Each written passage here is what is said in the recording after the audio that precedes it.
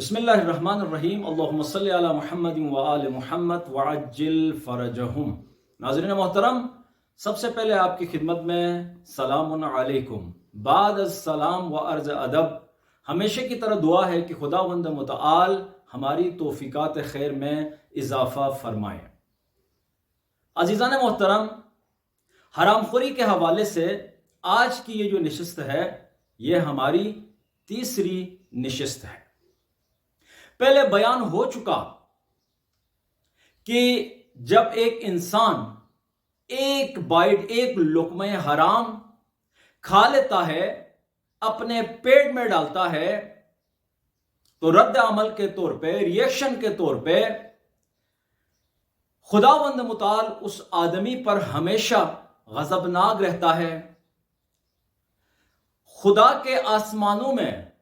اور اس کی زمین پر موجود اس کے جتنے بھی ملائکہ ہیں وہ سب اس حرام خور انسان پر لعنت بھیجتے ہیں، اور جب یہ انسان توبہ کیے بغیر مر جاتا ہے تو پھر یہ جہنمی ہے۔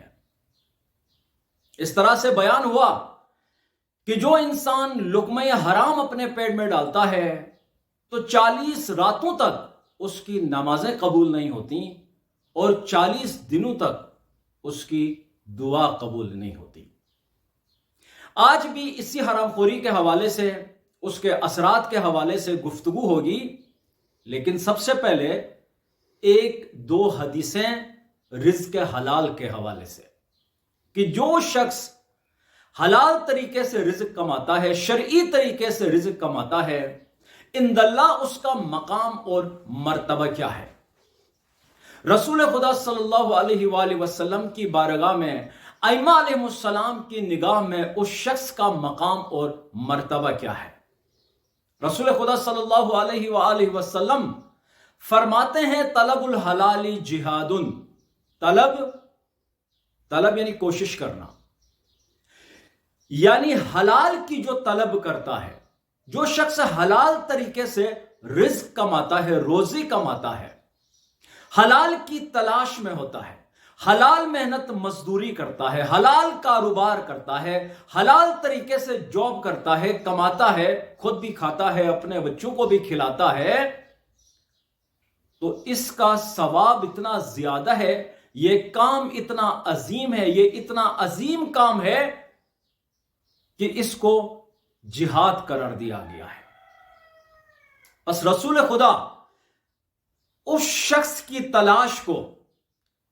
اس شخص کی کمائی کو جو حلال طریقے سے کما لیتا ہے، اس کو جہاد قرار دیتے ہیں۔ جہاد قرار دینے کا مطلب یہ ہے، ایک تو یہ کام خود بذاتی ہی یہ کام بہت عظیم ہے، اور دوسرا اس کا جو ثواب ہوگا وہ بھی عظیم ہوگا، زیادہ ہوگا۔ اسی طرح سے رسول خدا صلی اللہ علیہ وآلہ وسلم کی حدیث سے، من اکل الحلال قام علی راسہ ملک یستغفر لہ حتی یفرغ من اکلہ، کہ جو شخص حلال کھاتا ہے، من اکل الحلال، جو شخص حلال کھاتا ہے، حلال طریقے سے، شرعی طریقے سے رزق و روزی کماتا ہے اور پھر کھاتا ہے، تو قام علی راسہ ملکن، تو اس شخص کے سر پر ایک ملک، ایک فرشتہ کھڑا ہوتا ہے، یستغفر لہ، جس کی ڈیوٹی یہ لگی ہوتی ہے، جس کا کام یہ ہے یستغفر لہ، وہ اس کے لیے مغفرت اور بخشش طلب کرتا ہے، حتی یفرغ من اکلہ، جب تک یہ انسان، یہ شخص جس نے رزق اور روزی حلال طریقے سے کمایا ہے رزق اور پھر کھا لیتا ہے، تو جب تک یہ دسترخوان پر موجود ہے، ڈائننگ ٹیبل پر موجود ہے اور کھا رہا ہے، تناول فرما رہا ہے، تو ایک فرشتہ جو ہے وہ اس کے ساتھ اس کے سر پر کھڑا ہوتا ہے، جب تک یہ کھانے سے فارغ نہیں ہوتا،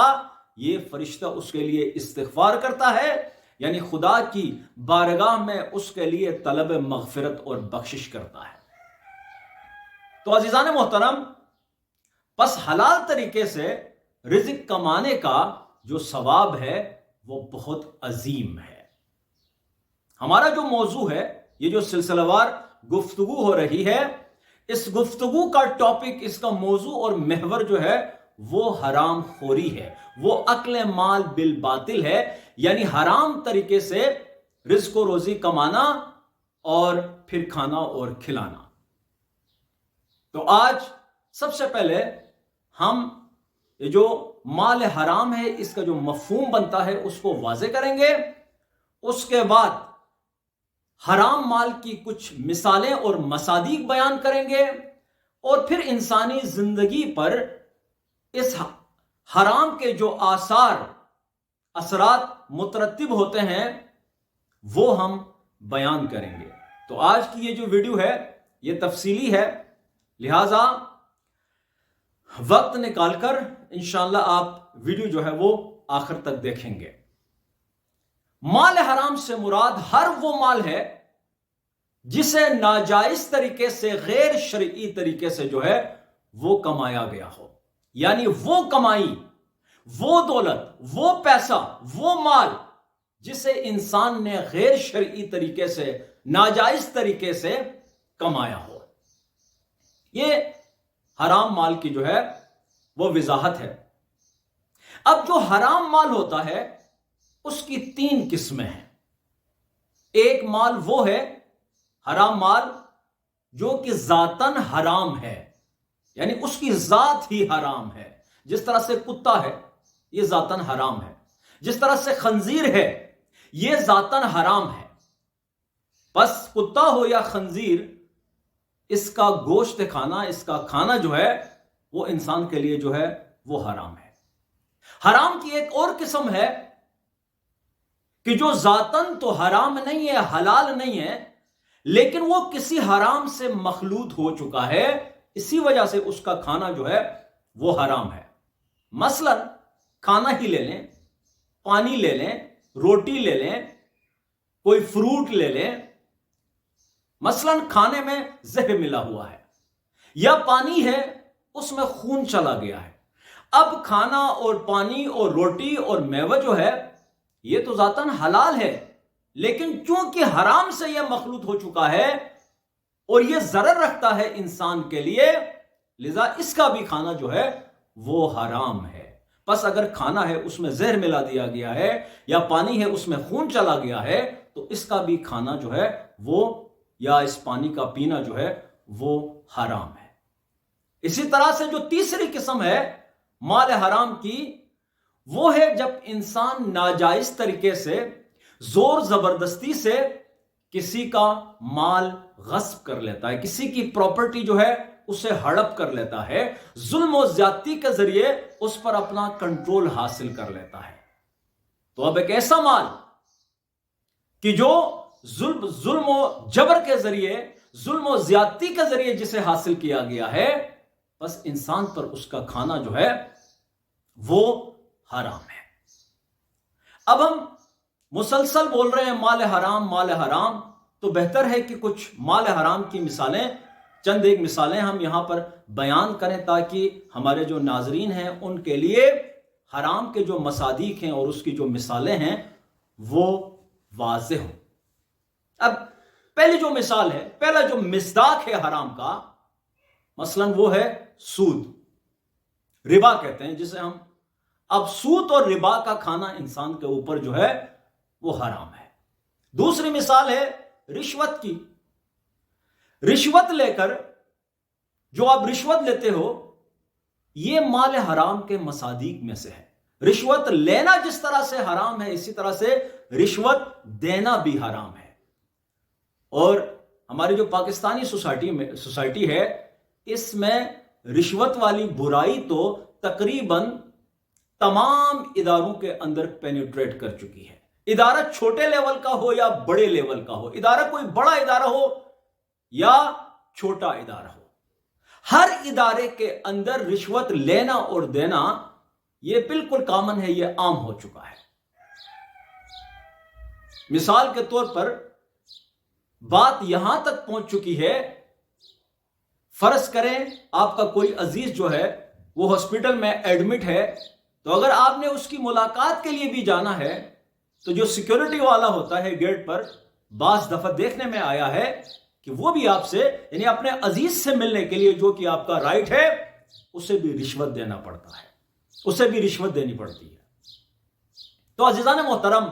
پس رشوت لے کر مال بنانا یہ حرام کاروبار ہے، اور اس کا کھانا جو ہے، اس کا کھانا اور کھلانا دونوں جو ہے وہ انسانوں کے لیے، انسان پر جو ہے وہ حرام ہے۔ تیسری مثال مال حرام کی وہ ہے غصب۔ آپ نے کسی کی چیز جو ہے وہ غصب کی ہوئی ہے، یعنی اس پر آپ نے اپنا ناجائز قبضہ جو ہے وہ جمایا ہوا ہے، یعنی آپ نے اپنی سیاسی پاور کا استعمال کر کے، اپنی اجتماعی پاور کا استعمال کر کے،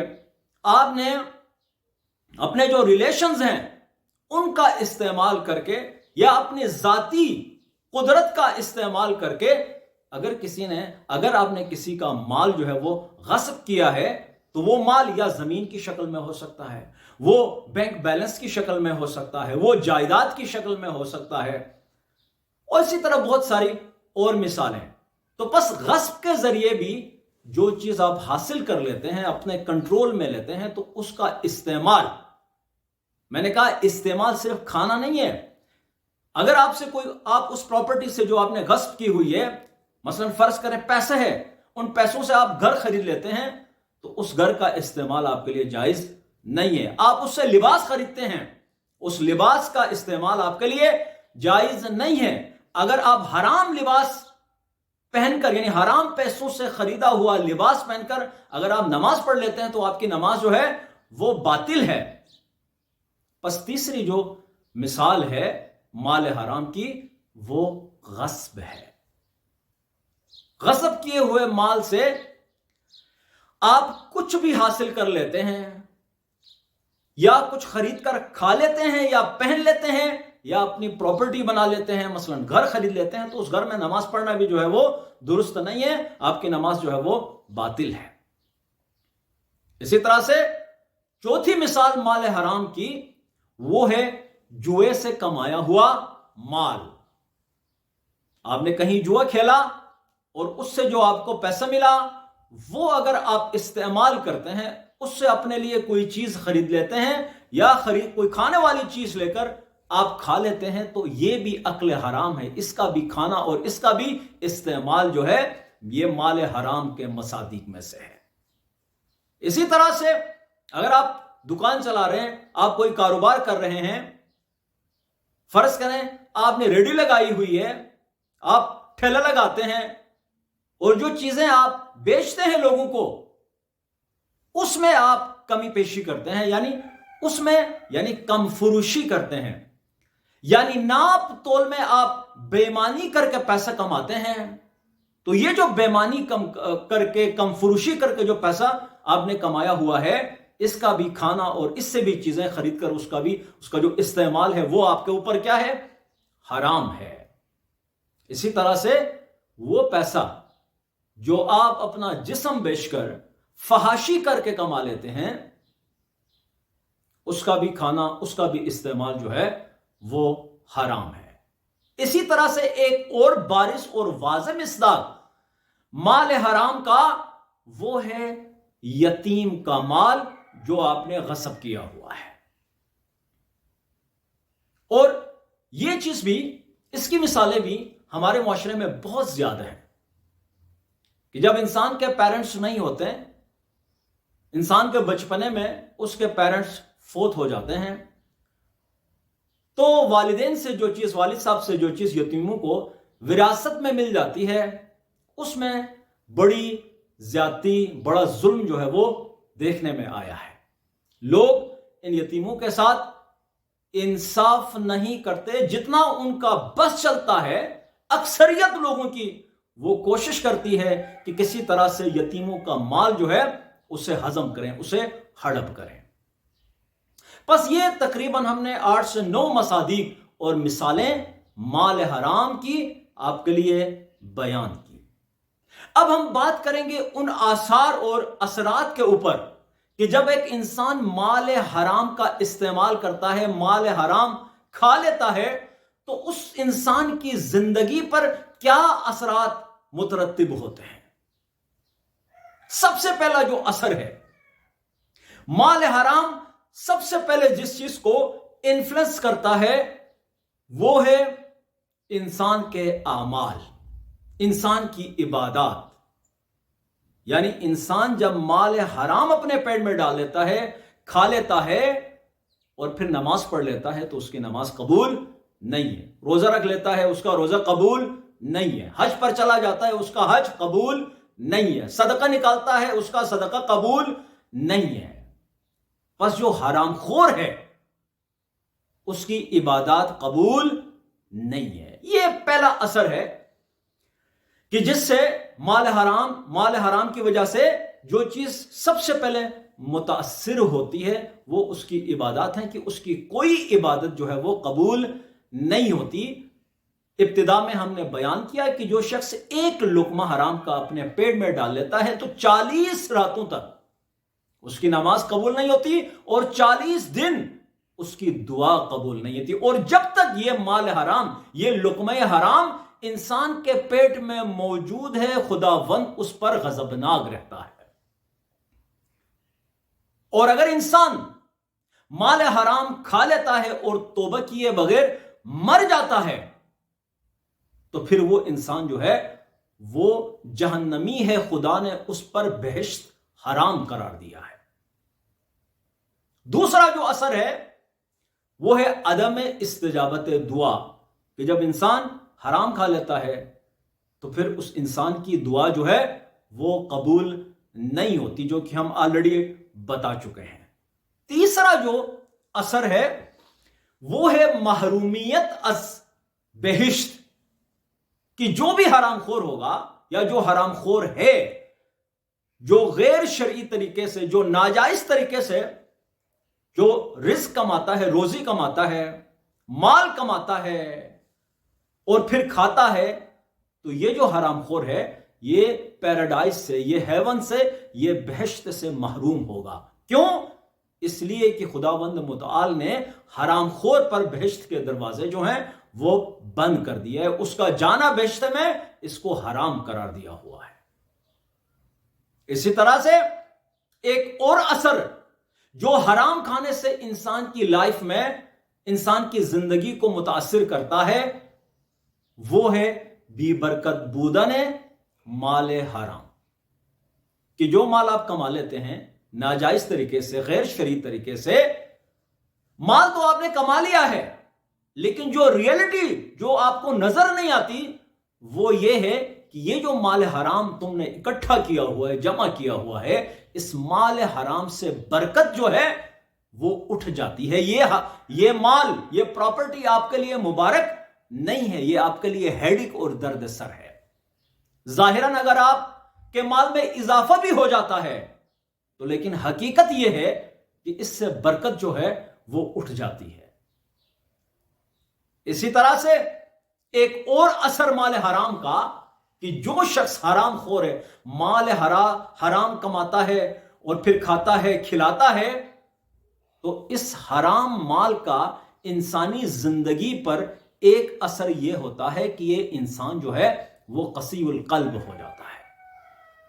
یعنی اس کا دل جو ہے وہ سخت ہو جاتا ہے، یہ انسان قساوت قلبی کا شکار ہو جاتا ہے، یہ انسان بے رحم ہو جاتا ہے، یہ کسی پر رحم نہیں کرتا، یہ ظالم ہے۔ اس آدمی کے آنسو جو ہے وہ خشک ہو جاتے ہیں۔ اب کسی بھی موقع پر کوئی کرٹیکل سچویشن بھی ہو، کوئی عزیز کسی مصیبت میں ہو، کوئی ماتم کا سما ہو، کوئی پیارا انسان سے جدا ہوا ہو، اب جو شخص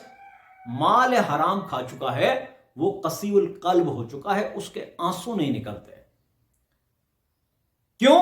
چونکہ یہ سنگ دل ہو چکا ہے، اس کا دل جو ہے وہ سخت ہو چکا ہے، اس کا دل جو ہے وہ کالا ہو چکا ہے، اس کا دل جو ہے وہ مردہ ہو چکا ہے، اس کا دل جو ہے وہ ڈیڈ ہو چکا ہے۔ اب اگر وہ کسی کو مصیبت میں دیکھ لیتا ہے تو اس کو کوئی فرق نہیں پڑتا. یہ چونکہ خود ظالم ہے, یہ لوگوں پر ظلم کر چکا ہے, یہ لوگوں کا مال جو ہے وہ حرام طریقے سے حاصل کر چکا ہے. بس ایک اور اثر وہ یہ ہے کہ جو شخص بھی حرام مال کھا لیتا ہے وہ سنگ دل ہو جاتا ہے, وہ قسی القلب ہو جاتا ہے, وہ رحم دل نہیں رہتا, اس کے آنسو خشک ہو جاتے ہیں. اسی طرح سے ایک اور اثر جو انسان کی زندگی پر مترتب ہوتا ہے مال حرام کھانے سے, وہ یہ ہے کہ جو حرام خور ہے وہ شفاعت کا مستحق نہیں رہتا. آپ ہم سب انسان غیر معصوم جتنے بھی ہیں وہ سارے کے سارے گناہگار ہیں, اور قیامت کے دن ہم سب کو رسول خدا صلی اللہ علیہ وآلہ وسلم اور اس کی آل علیہ السلام ان کی شفاعت کی ضرورت پڑے گی. روایات کی روشنی میں یہ بات ثابت ہے کہ جو شخص حرام خور ہے, رسول اکرم صلی اللہ علیہ وآلہ وسلم اور اس کی آل جو ہے وہ قیامت کے دن اس شخص کی شفاعت نہیں کرے گی. رسول خدا صلی اللہ علیہ وآلہ وسلم اس کی شفاعت نہیں کریں گے. اسی طرح ائمہ علیہ السلام بھی اس شخص کی شفاعت نہیں کریں گے. یہ انسان جو ہے وہ قیامت کے دن شفاعت سے محروم ہوگا. اسی طرح سے جو حرام خور ہے اس شخص کے مقدر میں عذاب الہی لکھا جا چکا ہے. پس جو شخص حرام خور ہے عذاب الہی اس پر نازل ہوگا, یا اس دنیا میں عذاب الہی اس پر نازل ہوگا, اور اب اگر اس دنیا میں اس پر نازل نہیں ہوتا ہے تو پھر قیامت کے دن قبر میں اس پر ضرور عذاب الہی جو ہے وہ نازل ہوگا. کیونکہ اوپر حدیث میں اشارہ ہو چکا ہے کہ انسان اگر کوئی لقمہ حرام اپنے پیٹ میں ڈال لیتا ہے, اور جب تک یہ لقمہ حرام جو ہے وہ انسان کے پیٹ میں موجود ہے خدا اس پر غضبناک رہتا ہے, اور توبہ کیے بغیر اگر یہ حرام خور مر جاتا ہے تو پھر اس کا ٹھکانہ, اس کا مقدر جو ہے وہ جہنم ہے, جسے ہم عذاب الہی کہتے ہیں. عزیزان محترم, اسی طرح سے جو حرام خور انسان ہے اس حرام مال کو کھانے کا ایک اور رزلٹ اور ریئیکشن اور نتیجہ وہ انسان پر یہ مترتب ہوتا ہے کہ حرام خور انسان بد اخلاق ہو جاتا ہے. یعنی اس کا جو اچھا اخلاق ہے وہ برے اخلاق میں تبدیل ہو جاتا ہے.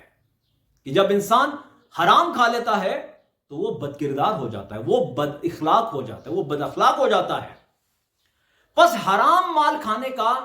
ایک اور اثر یہ ہوا کہ حرام خور انسان ہمیشہ بد اخلاق ہوگا. اس کا اخلاق کسی بھی صورت میں اچھا نہیں ہو سکتا. وہ جتنا بھی ظاہر کرنے کی کوشش کرے, اپنا گڈ بیہیویئر شو کرنے کی کوشش کرے گا, گڈ مینرز شو کرنے کی کوشش کرے گا, گڈ ایتھکس شو کرنے کی کوشش کرے گا, لیکن کہیں نہ کہیں اسے جھٹکا لگے گا, وہ بے نقاب ہو جائے گا. کیوں؟ کیونکہ اس نے مال حرام کھایا ہوا ہے, جس کا جو اثر ہے اس نے ایک نہ ایک دن جو ہے وہ ظاہر ہونا ہی ہے. تو وہ جتنی کوشش کرے چھپانے کی, خود کو اچھا ظاہر کرنے کی, تو حرام خور انسان وہ کبھی اچھا ہو ہی نہیں سکتا جب تک کہ وہ توبہ نہ کرے. بس خلاصہ یہ ہوا کہ حرام مال کھانے کا ایک اثر یہ ہوگا کہ انسان جو ہے وہ بد اخلاق ہو جاتا ہے اس سے. اسی طرح سے جو شخص حرام کھا لیتا ہے, حرام خور ہے,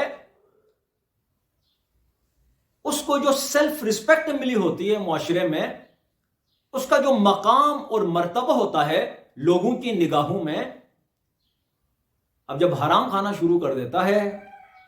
تو یہ پبلک کے اندر بھی, لوگوں میں بھی, فیملی میں بھی, عزیزوں میں بھی, اقارب میں بھی, دوستوں میں بھی, کولیگس میں بھی, یعنی اوور آل پوری سوسائٹی کے اندر یہ انسان جو ہے وہ کسی نہ کسی طریقے سے کسی بھی وقت جو ہے وہ بے عزت ہو جاتا ہے, اس کی بے عزتی ہو جاتی ہے. یعنی معاشرے سے, سوسائٹی سے, لوگوں کی نگاہوں میں اس کی کوئی اوقات نہیں رہتی. اب یہ کیسے ہوتا ہے, کیوں ہوتا ہے؟ وہ مال حرام کھانے کی وجہ سے، مال حرام جمع کرنے کی وجہ سے۔ اب بہت سارے دوست، ان کے ذہن میں یہ آئے گا، ہم نے تو دیکھا ہے کہ جو لوگ کاروبار کرتے ہیں، رشوت کھا لیتے ہیں، حرام مال اکٹھا کرتے ہیں، انہوں نے گھر بھی بنائے ہوئے ہیں، انہوں نے گاڑیاں بھی بنائی ہوئی ہیں، انہوں نے بینک بیلنس بھی بنایا ہوا ہے، معاشرے میں بھی بڑی عزت ہے ان لوگوں کی، تو ان کے لیے جواب یہ ہے کہ یہ ظاہری چیزیں ہیں، یہ آپ کی نظر کا دھوکہ ہے، یہ آپ کی نظر کا فریب ہے۔ آپ کو ایسا لگتا ہے کہ اس میں بڑی برکتیں ہیں، کہ یہ بہت بڑا انسان ہے، اس کی بڑی رسپیکٹ ہے معاشرے میں، لیکن حقیقت میں ایسا نہیں ہے۔ کسی بھی وقت یہ انسان جو ہے وہ بے نقاب ہوگا اور حرام طریقے سے جتنا بھی مال اس نے کمایا ہوا ہے، یہی مال اس کے لیے وبال جان ہوگا، یہی مال اس کو بالکل زیرو کر دے گا۔ اگر اس کو پرسنلی نہ کرے تو اس کی نسلوں میں یہ حرام مال جو ہے وہ سفر کرے گا اور اس کی نسلوں کو جو ہے وہ برباد کر دے گا۔ بس جو شخص حرام خور ہے، حرام مال کماتا ہے، حرام مال کھاتا ہے، تو معاشرے میں اس کی کوئی اوقات نہیں، اس کی عزت نہیں ہوتی۔ ظاہری طور پر فار دا ٹائم بینگ اگر عزت ہو بھی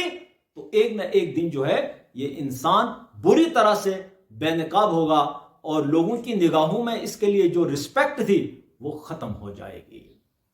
عزیزان محترم، ایک اور اثر حرام مال کھانے کا وہ یہ ہے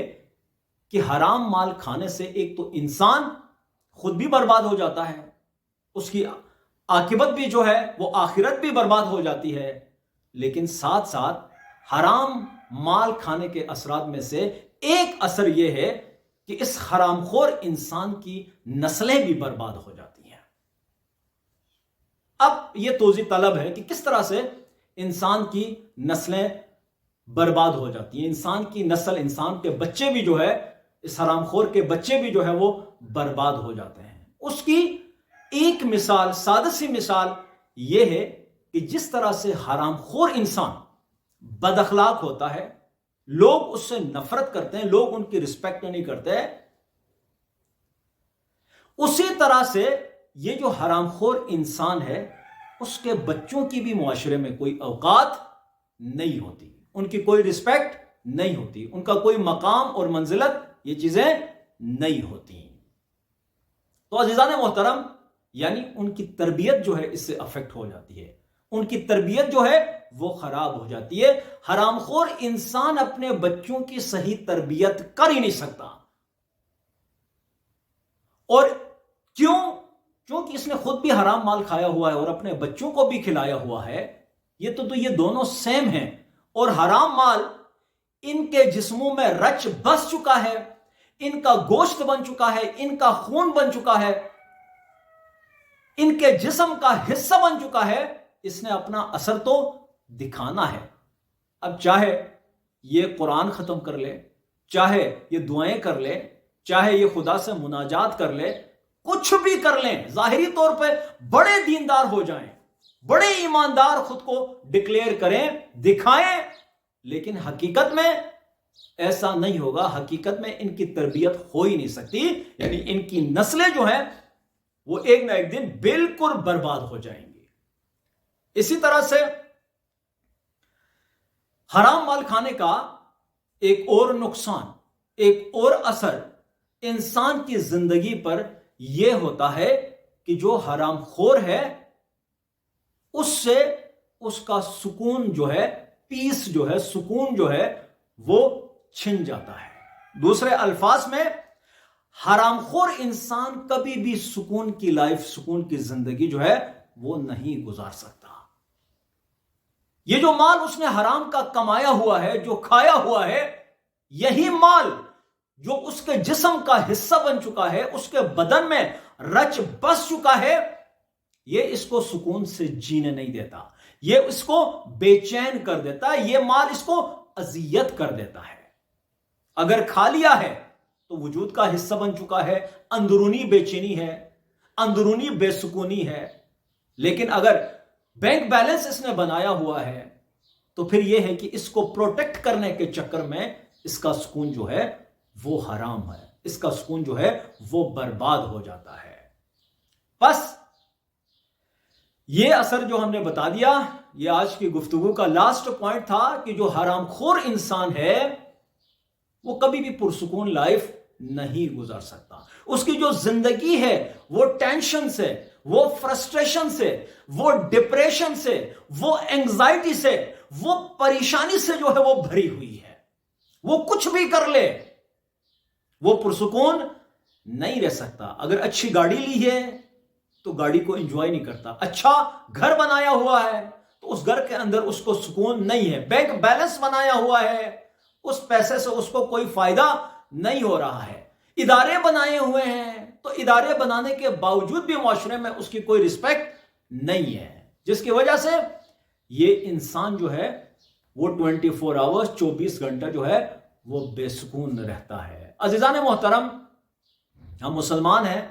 ہم مومن ہیں. ہماری ذمہ داری ہے کہ رزق کماتے ہوئے ہم اس بات کا خیال رکھیں کہ یہ جو رزق میں کما رہا ہوں، جس طریقے سے میں کما رہا ہوں، کیا یہ طریقہ جائز ہے یا ناجائز ہے، یہ شرعی ہے یا غیر شرعی ہے. میں حرام طریقے سے رزق کما رہا ہوں، روزی کما رہا ہوں، یا حلال طریقے سے میں کما رہا ہوں. خداوند متعال کی بارگاہ میں دعا ہے کہ خداوند متعال ہمیں رزق طیب یعنی حلال رزق کمانے کی، کھانے کی اور کھلانے کی توفیق عنایت فرمائیں، ہمیں بھی اور ہماری نسلوں کو بھی مال حرام سے